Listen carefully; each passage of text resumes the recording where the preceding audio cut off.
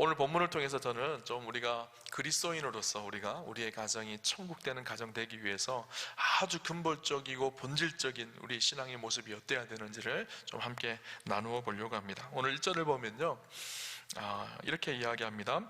여호와를 경외하며 그의 길을 걷는 자마다 복이 있도다, 그렇게 말씀하고 있죠. 여호와를 경외하고 그의 길을 걷는 자마다 복이 있다. 여기서 복이라는 단어가요, 히브리어로는 아쉬레라는 단어입니다. 히브리어로 복이라는 단어가요, 두 단어가 있습니다. 그게 바라크라는 단어가 있고 아시레라는 단어가 있는데, 이 아시레라는 단어는요, 어떤 의미인가 하면 하나님으로부터 오는 참된 행복을 말합니다. 여기서 말하는 복은요, 우리가 물질의 복, 건강의 복, 이런 복을 말하는 것이 아니라 하나님과 함께함으로 얻게 되어지는 참된 행복을 말합니다. 그래서 시편 1편 복 있는 자는 하죠. 그 복 있는 자는 복이 아시레라는 단어예요. 하나님으로부터 오는 참된 행복, 그 아시레의 복을 누리는 사람은 어떤 사람이라고요? 여호와를 경외하는 사람마다, 그리고 그 길을 걷는 자마다, 마다 이렇게 기록하고 있죠. 이 마다라는 단어가 히브리어로 보니까 콜이라는 단어로 되어 있어요. 전체, 모두들. 그러니까 여호와를 경외하는 모든 사람들마다 하나님께서 복을, 아시레의 복을 주신다라는 거예요. 여러분, 여호와를 경외하는 자에게 하나님께서 복을 주십니다. 왜 그럴까요? 사실 우리 인간의 근원이 누구죠? 하나님이세요. 하나님께서 우리를 창조하셨습니다. 그리고 하나님과 인격적인 교제 안에 살아가도록 하나님께서 우리를 부르셨죠. 우리의 주권자가 하나님이시고 주인이 하나님이십니다. 그래서 우리는 하나님의 다스림 안에 살아갈 때 가장 아름다운 복을 누리는 삶이 살도록 되어져 있는 존재들이에요. 우리의 가정도 마찬가지입니다. 우리 가정을 만드신 분이 누구실까요? 하나님이십니다. 하나님께서 만드신 공동체가 두 개가 있죠. 교회와 가정이에요. 교회도 하나님의 주인이시고 하나님의 다스림 안에 있을 때 온전한 교회가 교회로서의 모습을 가집니다. 가정도 마찬가지입니다. 하나님의 다스림과 그분을 경외하며 그분의 다스림 안에 살아갈 때 그 가정이 참된 복을 누리는 가정이 되어지는 거예요. 오늘 본문에 하나님을 경외한다 할 때, 그러면 경외라는 의미는 도대체 어떤 의미일까요? 경외라는 말은요, 원문을 보면 야레라는 단어로 되어 있는데, 이 말은요, 두렵다, 떨린다 라는 말이에요. 이 말은 단순히 하나님이 너무 무서워서 두려워서 떨리는 것이 아니라 그분을 너무 사랑하고 너무 존경해서 그 위대하신 하나님 앞에 두렵고 떨리는 마음이 경외입니다. 위대하신 하나님 앞에 예를 갖추고 진실하게 서는 것, 그것이 하나님을 경외하는 것입니다. 오늘 우리 시대의 특징은 무엇인가 하면 하나님을 경외하는 마음을 다 잃어버렸습니다. 하나님을 경외하지 않습니다. 아니, 예배의 자리에 와서는 여러분 경외하는 것 같이 보이지만 세상 사람들, 세상 속에 살아갈 때는요, 전혀 하나님 없는 사람들처럼 살아갑니다. 하나님 늘 우리를 보고 계시고 늘 우리와 함께 하신다면 우리가 이렇게 살아갈 수가 없죠. 오늘 이 시대의 특징, 오늘 이 시대를 후기 현대주의 시대, 포스트 모더니즘의 시대라고 이야기하죠. 이 포스트 모더니즘의 시대의 특징이 있습니다. 진리를 해체시킵니다. 그리고 자기의 느낌, 자기의 생각이 진리라고 생각하는 시대. 그러니까 절대 진리자이신 하나님을 마음에 두기를 싫어하는 시대가 되어져 버렸어요. 그것을 성경에 잘 표현한 말씀이 있습니다. 로마서 1장에 보면 하나님 없는 시대의 특징을 이야기합니다. 로마서 1장 28절에서 30절에 이렇게 이야기합니다. 또한 그들이 마음에 하나님 두기를 싫어하며 하나님께서 그들을 그 상실한 마음대로 내버려 두사 합당하지 못한 일을 하게 하셨으니 곧 모든 불의, 추악, 탐욕, 악의가 가득한 자요, 시기, 살인, 분쟁, 사기, 악독이 가득한 자요, 수군수군하는 자요, 비방하는 자요, 하나님께서 미워하는 자요, 능욕하는 자요, 교만한 자요, 자랑하는 자요, 악을 도모하는 자요, 부모를 거역하는 자요, 우매한 자요, 배역하는 자요, 무정한 자요, 자비한 자라. 그들이 이 같은 일을 행하는 자는 사형에 해당한다고 하나님께서 정하심을 알고도 자기들만 행할 뿐만 아니라 또한 그런 일을 행하는 자들을 옳다 하느니라. 하나님 없는 시대의 특징이 뭐라고요? 불의, 추악, 탐욕, 악의가 가득하고 시기, 살인, 분쟁, 사기, 악독이 가득하고 수군수군되고 부모를 공경함이 없고 살인, 간음, 모든 악한 일들이 일어나는 하나님이 없는 시대에, 그런 그 결과가 무엇이라고요? 이런 일을 행하는 자는 사형이라는 거예요. 이 말이 무슨 말일까요? 마지막 하나님이 심판하실 때가 반드시 있다라는, 그 끝이 멸망이라는 거예요. 하나님 없이 자기의 욕망과 욕심을 따라 살아가는 인생은요, 반드시 망할 것입니다. 그러나 하나님을 두려워하는 사람, 하나님을 경외하는 사람들에게 오늘 성경은 뭐라고 이야기하고 있죠? 복을 주신다는 거예요. 아시르의 복이 있다라는 것이죠. 구체적으로 그 하나님을 경외하는 사람들이 얻게 되어지는 복이 무엇인지를 오늘 성경은 우리에게 이야기해 주는데요, 첫째 무엇인가 하면요, 하나님을 경외하는 자에게는 손이 수고한 대로 먹는 복을 주시겠다, 그렇게 말씀합니다. 2절을 보니까 이렇게 기록하죠. 내가 내 손이 수고한 대로 먹을 것이라 내가 복되고 형통하리로다. 여러분, 손이 수고한 대로 먹는 것이 복인가요? 복인가요? 수고하지 않은 것 먹는 것이 복 아닌가요? 내가 땅을 샀는데 땅값이 갑자기 확 올라가지고 부자가 되면 복이라고 생각하잖아요. 우리는 주식을 투자했는데 주식이 갑자기 확 올라서 1억 천금을 벌게 되었다면 우리는 그것을 복이라고 생각합니다. 성경은 뭐라고 얘기하고 있죠? 그렇게 불로소득으로 얻은 것이 복이 아니라 수고한 대로 얻은 것이 복이라는 거예요. 여러분, 복의 개념을 잘 생각하셔야 돼요. 내가 아무것도 하지 않았는데 갑자기 내가 1억 천금을 벌었다, 그것이 복이 아니라 내가 수고한 대로 아름다운 열매를 거두는 것이 복이라고 이야기합니다. 그래서 사도 바울은 뭐라고 얘기하는가 하면 데살로니가후서 3장 10절에 일하기 싫어하거든 먹지도 말아라, 그렇게 말합니다. 여러분, 1억 천금 노리지 마세요. 로또 사서 로또가 당첨될 것을 기대하지 마세요.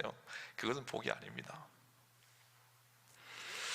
여러분, 에덴 동산, 복이 있었던, 하나님의 영광과 임재가 가장 충만했던, 에덴이라는 이름의 뜻이요, 기쁨이라는 뜻이거든요. 기쁨이 가득했던 그곳에 일하는 것이 있었을까요? 없었을까요? 아담과 하와는 일을 했을까요? 안 했을까요? 성경에 뭐라고 기록하는가 하면요, 창세기 2장 15절에 보면 여호와 하나님이 그 사람을 이끌어 에덴 동산에 두어 그것을 경작하며 지키게 하고 경작하게 했다라는 거예요. 일이 있었어요. 노동이 있었습니다. 그런데 지금 우리가 이야기하는 노동처럼 고되고 힘들고 고통스러운 노동의 의미가 아니라 굉장히 창조적이고 의미 있고 아름다운 노동이 있었습니다. 그래서 일하는 수고의 열매를 거두는 곳이 에덴이었었어요. 그런데 죄로 인해서 어떻게 될까요? 세상이 깨어지죠. 망가지죠. 그러니까 어떤 일이 일어났을까요? 수고하고 일하여도 그 수고하고 일하는 노동의 고통은 커지고 대신에 거두어지는 열매가 없는 거예요. 그래서 성경은 뭐라고 얘기하고 있죠? 가시덤불과 엉겅퀴를 거두게 되어질 것이다, 그렇게 이야기합니다. 또 오늘 여호와를 경외하는 자에게는 어떻게 하시겠다고 하나님께서 이것을 다시 회복시키시겠다는 거예요. 에덴에서 인간의 죄로 인해 깨어진 그 관계 속에 잘못된 노동의 관념이 새롭게 회복되게 하시겠다라는 거예요. 그래서 수고한 대로 얻게 되어지는 하나님의 놀라운 축복과 은혜를 얻게 하시겠다라는 거예요. 이 고백은 어떤 고백인가 하면요, 하나님께서 지키시고 보호하시고 인도하신다는 의미가 담겨져 있습니다. 오늘 우리가 읽었던 시편 128편 말씀은요 127편과 연결되어지는 시입니다. 127편은 우리가 너무 잘 아는 시편이에요. 127편 1절을 보면 이렇게 얘기합니다. 여호와께서 집을 세우지 아니하시면 세우는 자의 수고가 헛되며 여호와께서 성을 지키지 아니하시면 파수꾼의 깨어있음이 헛되도다. 하나님께서 지키시고 하나님께서 보호하셔야 된다는 거예요. 그리고 2절에는 이렇게 얘기합니다. 너희가 일찍이 일어나고 늦게 누우며 수고의 떡을 먹음이 헛되도다. 아침 일찍 일어나서 열심히 수고하고 밤늦게까지 일하더라도 그 수고한 것이 헛되다는 거예요. 하나님이 지켜주시고 하나님이 보호하시지 않으시면 우리가 수고한 대로 열매를 얻는다라는 말은 무슨 말일까요? 하나님이 지키시고 보호하셨기에 수고한 대로 열매를 얻는다는 거거든요. 농부가 열심히 봄에 씨를 뿌렸습니다. 그러면 씨를 뿌리는 수고는 있었지만 그 씨앗이 자라게 하시는 분은 누굴까요? 하나님이시거든요. 하나님께서 햇볕을 주시고 적절한 비를 주시고 적절한 영양분을 통해서 그 씨앗이 자라나게 하세요. 자라게 하는 은혜가 있다는 거예요. 우리가 수고하였지만 그 위에 하나님께서 열매 맺게 하시고 인도하시고 도우시는 축복을 누리게 하시겠다라는 거예요. 누구에게? 하나님을 인정하고 하나님의 다스림 안에서 하나님을 경외하는 하나님의 사람들에게. 저는 우리 오한교회 성도님들이요 다 그런 복을 누리시기를 주님 이름으로 축원합니다. 두 번째, 하나님을 경외하는 자들에게는요 가정이 어떻다고요? 행복하게 해야 되는 복을 주시겠다라고 말씀하십니다. 우리 3절 말씀 같이 볼까요?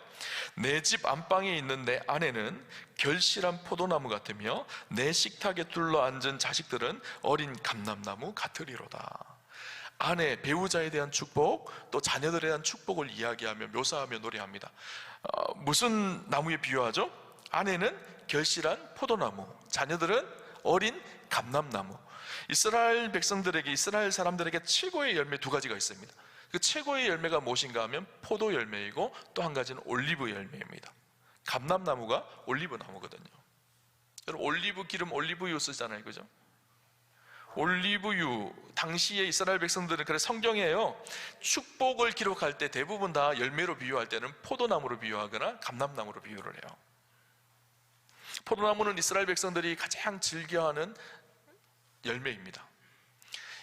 이 포도 열매는요, 이스라엘의 8월, 9월, 이스라엘이 가장 더울 때 열매가 맺혀진다고 합니다. 그러니까 농부가 수고하고 애씁니다. 8월, 9월 가장 더울 때, 그때 탐스럽게 열려있는 포도를 보면 어떨까요? 행복하겠죠. 내가 수고한데 하나님께서 저렇게 아름다운 열매를 맺게 하셨구나. 우리의 배우자 아내가 그렇게 되어진다라는 거예요. 아내를 볼 때마다 영광스럽고 아름답고 존귀합니다. 자녀들 어린 감람나무, 감람나무는 올리브나무라고 그랬죠. 올리브나무는 가장 오래 사는 나무입니다. 많게는 1000년이 넘는 나무도 있다고 합니다. 그리고 올리브나무는 버릴 것이 하나도 없대요. 뿌리부터 나무, 잎사귀, 올리브 열매, 올리브유. 근데 어린 감람나무 무슨 말일까요? 어린 올리브나무, 큰 나무 옆에서 그 가지에 새롭게 돋아나는 어린 감람나무. 생명력을 가지고 아름다운 열매가 맺혀질 것을 기대하며 아름답게 자라나는 그런 어린 감람나무 같다는 거예요. 우리 자녀들이 그렇다라는 거예요. 오늘 시인은 그렇게 생명력 있게 자라나 아름다운 열매를 맺는 감람나무 자녀들로, 그렇게 감람나무의 모습을 통해서 자녀들의 축복을 그렇게 묘사하고 있는 것이죠. 하나님을 경외하는 가정에게는 아름답고 고귀하게 자라나는 어린 감람나무 같은 자녀들, 결실한 포도나무같이 아름다운 아내가 함께 어우러진 가정, 복되고 참된 소망이 있는 그런 가정으로 그 가정에게 복을 주시겠다, 그렇게 말씀하고 있는 것이죠. 그런데 오늘 우리의 가정은 어떤가요? 여러분의 배우자는 결실한 포도나무 같은가요? 여러분의 자녀들은 어린 감람나무처럼 아름다운 열매를 맺으며 그렇게 자라가는 풍성함이 있나요? 아멘을 잘 못하시는 것 같아요. 오늘 우리의 가정을 보면 참으로 안타깝습니다. 그죠? 서로 다름 때문에 얼마나 많은 다툼이 있고, 얼마나 많은 가정들이 깨어지고, 남편을 바라봐도 소망이 안 보이고, 아내를 바라봐도 소망이 안 보이고, 자녀들을 바라보면 자녀들이 왼수같이 다가오고, 혹시나 우리의 모습은 그렇지 않나요? 이런 동화가 있습니다. 고목나무의 구멍에 한 다람쥐 가족이 살고 있었어요. 그런데 가난했는데 굉장히 행복하게 살고 있었던 거예요.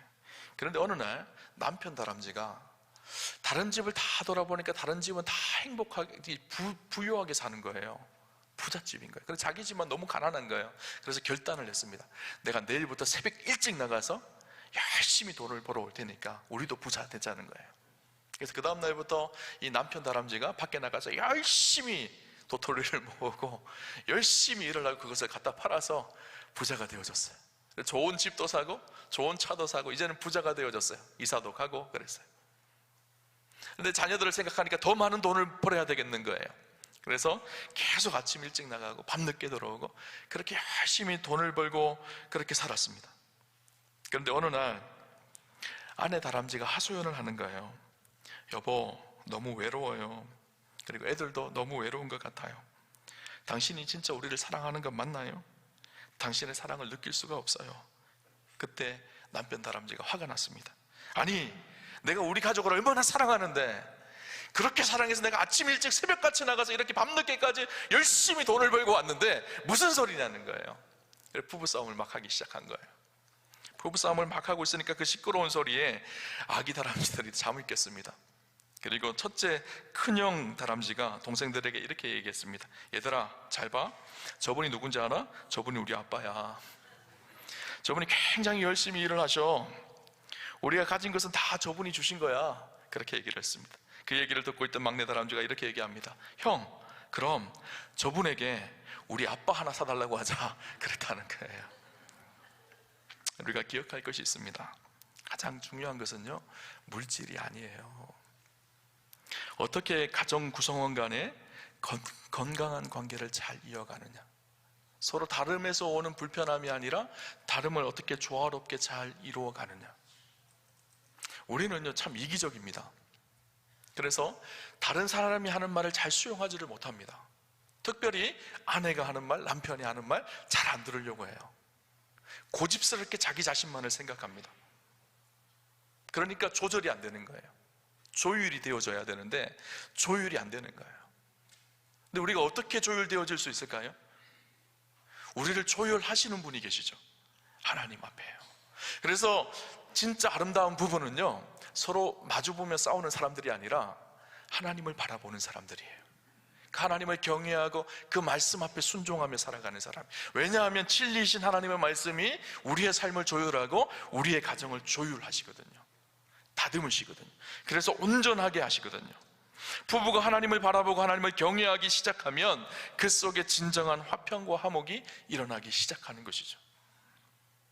그러면 아내는 결실한 포도나무 같고 자녀들은 어린 감람나무 같은 은혜가 있게 되어집니다. 또 한 가지는 하나님을 경외하면 화목한 이유가 있습니다. 무엇인가 하면 하나님을 경외할 때 그 가정에 은혜가 충만하게 되어져요. 오늘 본문 5절을 보면 이렇게 이야기합니다. 여호와께서 시온에서 내게 복을 주실지어다. 너는 평생의 예루살렘의 번영을 보며 시온에서 복을 주실 것이다. 그렇게 말씀하고 있거든요. 시온에서 복을 주신다라는 말이 무슨 말일까요? 시온은 예루살렘 성전이 있었던 곳이죠. 성전이 뭐 하는 곳이죠? 제사하고 하나님을 예배하는 곳이죠. 하나님을 예배하는 예배의 복이 있다는 거예요. 예배의 복이 무엇일까요? 하나님을 인정할 때 하나님의 은혜가 임하는, 예배 속에 하나님을 경험하고 하나님의 영광을 경험하는 그 은혜의 복이 있다는 것을 말씀하고 있죠. 여러분, 은혜가 있는 인생과요, 은혜가 없는 인생은요 전혀 다릅니다. 은혜가 있는 인생은요, 하나님의 그 사랑 때문에 다른 사람을 사랑할 수 있는 능력이 나타납니다. 하나님의 은혜가 있는 사람은요, 다른 사람을 용서하고 수용할 수 있는 능력이 있습니다. 마음에 여유가 있는 거예요. 기쁨이 있는 거예요. 그런데 은혜를 잃어버리면 어떨까요? 우리 작은 일 속에서도 화가 나고 분이 나고 자기를 통제하지 못하고 조절을 못합니다. 그래서 우리의 삶 속에 늘 필요한 것이 무엇일까요? 은혜가 머물게 하는 거예요. 하나님의 사랑이 우리의 삶 속에 머물게 하는 것이죠. 경외라는 단어를요, 유진 피터스 목사님이 쓴 메시지 성경에 보면 재미있게 번역을 해놨습니다. 이 경외라는 단어를요, worshipfully before God 이렇게 돼 있어요. 하나님 앞에서 예배하는 것이라는 거예요. 경외라는 것은 우리의 모든 순간이 다 하나님 앞에 예배하는 것처럼 살아가는 거예요. 그래서 그 말은 무슨 말일까? 예배 속에 하나님이 주시는 은혜와 그 풍성함이 우리의 삶을 날마다 붙들게 하는 것. 하나님의 은혜가 우리를 붙들기 시작하면 우리의 삶에 능력이 나타나기 시작합니다. 여러분, 남경필 집사님을 아시나요? 남경필 도지사 아시죠? 그죠? 경기도지사였던 남경필 씨. 이분이요, 앞으로는 우리가 굉장히 화려한 인생을 산 것 같고 도지사를 하고 굉장한 정치인의 삶을 살았지만 그 가정에 깊은 아픔이 하나 있어요. 그 아들이 마약 중독자였었습니다. 나중에 이 사람이 정치를 떠나고 나서 하나님, 예수님을 만나죠. 그리고 회심하고 진실하게 믿음으로 살아가려고 노력합니다. 그렇게 믿음으로 살다가 성지순례를 갔대요. 성지순례를 가고 성지순례를 쭉 하고 있는 중에 연락이 온 거예요. 한국에서 아들이 마약에 연루됐다는. 집에 돌아가 보니까 아들이 진짜 마약에 취해서 벗어나지를 못하는 거예요. 그래서 자기가 경찰서에 전화를 합니다. 아들이 마약했다고 잡아가라는 거예요. 그래서 잡혀갔어요. 구치소에 끌려갔어요. 그래서 재판을 기다리는데 보통 이분 같았으면 화가 나고 이 아들을 어떻게 해야 되나 분노가 일어나고 원수같이 아들이 느껴졌을 텐데 긍휼한 마음이 생기더라는 거예요. 아들을 향해서 사랑하는 마음이 생기더라는 거예요. 그러면서 그분이 이런 간증을 합니다. 그 아들을 위해서 제가 별일을 다 해보았지만 아무 소용이 없었습니다. 그런데 정말 아버지인 내가 할 수 있는 것이 아무것도 없다는 것을 깨닫고 나니 하나님께 모든 것을 다 온전히 맡기게 되어졌습니다. 한 번도 경험해보지 못한 평안을 맛보게 되었습니다. 무거운 짐을 하나님께 맡긴다는 것이 무엇인지를 체험하게 되었습니다. 그런 은혜가 임하니까 망나니 같은 그 아들을 위해서 어떻게 해야 될까? 또 그 아들을 어떻게 내가 사랑하는 것이 진짜 사랑하는 것일까? 깊은 고민과 성찰이 있게 되어졌습니다. 그리고 그의 인생을 하나님께 드리기로 결단하고 자기 아들과 같은 마약 중독자들을 갱신하는 일을 위해서 살기로 결단하였다고 합니다. 여러분, 은혜가 모든 미움과 분노를 가라앉게 합니다. 은혜가 우리의 삶을 새로운 길로 인도해 가는 것이죠. 한 권사님이 이런 얘기를 하더라고요. 목사님, 저는 정말 예수 믿지 않았으면, 하나님 은혜 받지 않았으면 12번도 더 이혼했을 것 같아요. 그러시더라고요. 은혜가 붙들었던 거예요. 은혜가 나의 나됨을 이루어가게 하셨던 것이죠. 여러분, 우리 안에 진짜 은혜가 머물러야 될 것이 어딜까요? 우리는 은혜하면 교회만 생각하죠. 그런데 우리의 삶 속에, 우리의 가정에 하나님의 은혜가 멈추지 않고 머물러야 합니다. 그래서 이런 말이 있어요. 가정이 교회가 되어야 하고 교회가 가정이 되어야 한다. 무슨 말이죠? 우리의 가정이 교회가 되어야 합니다. 날마다 하나님을 예배하고 하나님을 경배하고 그분의 은혜를 누리는 가정이 되는 것. 교회가 가정이 되어야 합니다. 형제 자매가 함께 하나님을 아버지로 모시고 서로 사랑하는 가정이 되어야 하는 거예요. 그래서 교회 같은 가정 같은 교회가 되는 것이 큰 축복인 것이죠. 여러분, 여러분의 가정에 그 은혜를 누리시는 은혜와 복이 있으시기를 주님 이름으로 축원합니다. 마지막 세 번째는 여호와를 경외하는 자에게는요, 다음 세대까지 하나님의 평강이 지속적으로 이어지는 복을 주시겠다고 말씀하시는데요, 5절 6절을 보니까 이렇게 기록합니다. 여호와께서 시온에서 내게 복을 주실지어다. 너는 평생의 예루살렘의 복을 보며 내 자식의 자식을 볼지어다. 이스라엘에게 평강이 있을지로다. 자식의 자식을 보고 그 자식들에게까지 평강이 계속 흘러가는 복이 있게 하겠다라는 거예요. 여러분, 나 혼자만 복 받는 것이 아니라, 나 혼자만 하나님 안에서 평강을 누리는 것이 아니라 우리의 자녀들이 하나님 안에서 참된 평강을 누리고 그 자녀들이 하나님의 평강을 누리고 하나님을 경외하는 가정이 되시기를 주님 이름으로 축원합니다. 근데 우리의 자녀들이 왜, 나는 열심히 예수 믿는 것 같은데 우리의 자녀들은 왜 믿음 생활 안 할까요? 이제 신방 다니면 늘 기도 제목이 그거예요. 이 녀석이 초등학교 다닐 때, 중고등학교 다닐 때는 열심히 회장도 했는데 지금은 교회를 안 다녀요. 그렇게 말합니다. 왜 그럴까요? 많은 이유들이 있겠지만 그 중에 한 가지 이유가 무엇인가 하면요, 우리가 하나님을 경외하며 살아가는 삶의 모습을 우리 자녀들에게 보여주지 못했기 때문이에요. 교회만 데려다 놓고 교회 안에서 잘 될 거라고 생각을 하지만 사실 우리가 신앙을 전수해줘야 될 장소가 어딜까요? 우리의 가정이거든요. 자녀들은요, 부모의 뒷모습을 보고 그대로 따라옵니다. 안 좋은 것도 똑같이 보고 배우고요, 좋은 것도 똑같이 보고 배워요. 우리가 하나님을 어떻게 경외하며 진실하게 세상 속에서, 우리의 가정 속에서 살아가는 그 모습을 보고, 아, 우리 부모님이 진짜 예수 믿는 사람이구나, 아, 예수 믿으니까 저렇게 인생이 멋있네, 그렇게 되어지는 거예요. 여러분, 여러분의 뒷모습이요, 우리 자녀들이 따라오는 하나님 앞에 나아가는 축복의 길로 인도하는 그런 모습이었으면 좋겠습니다. 저는 우리 교회예요. 그래서 믿음의 대가 2대, 3대, 4대, 5대, 6대, 7대, 8대, 9대, 10대 주님 오시는 그날까지 멈추지 않고 끊임없이 흘러가는 축복이 있었으면 좋겠어요.